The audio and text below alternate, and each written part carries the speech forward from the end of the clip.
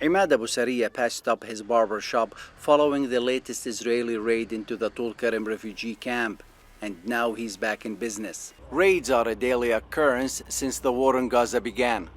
They often leave a trail of destruction behind. Abu Sariya, like other business owners, accuses the army of intentionally targeting the local economy. Their goal is to reject resistance. This cannot be done, and resistance is a legitimate right in the 1967 territories. Since October the 7th, Israel has raided the camp at least 15 times.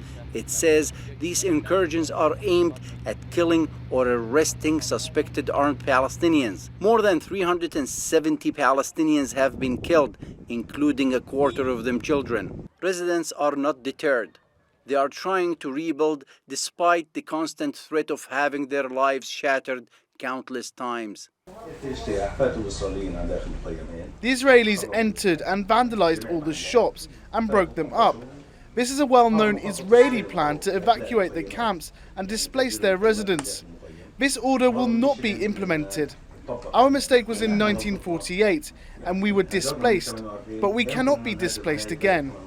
Many refugees here are descendants of the Nakba, originally from areas around Tel Aviv or Haifa, but they are forbidden from returning there. Many of the raids in the occupied West Bank have targeted refugee camps. The last Israeli military raid in the Tulkarem refugee camp lasted for 45 hours. The army used to storm the camp armored vehicles, drones, and bulldozers. 6 Palestinians were killed in the last incursion, and residents here say the army raids in the occupied West Bank, which caused major damage to infrastructure, are a form of collective punishment. Raids are a fact of life here, and many of the victims are unarmed. Mohammad Nafi' was standing with his friend when a drone targeted them. I had bleeding and I could not see, so I went to the hospital and an operation was performed on my right eye, and I received new lenses in both eyes. In this narrow alleyway, residents say they are overwhelmed and baffled by the destruction. Buildings are riddled with bullets.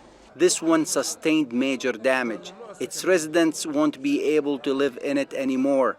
Just feet away, the house belonging to Muhammad miraculously survived. All of this is the sacrifice of youth, and all the destruction that the camp witnessed is the sacrifice of youth and the Palestinian cause.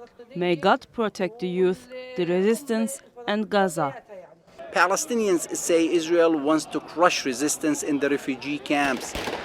As they begin to rebuild, they know it's only a matter of time before the soldiers come again. Mohammad Al-Kassim, TRT World, Tulkarem, occupied West Bank.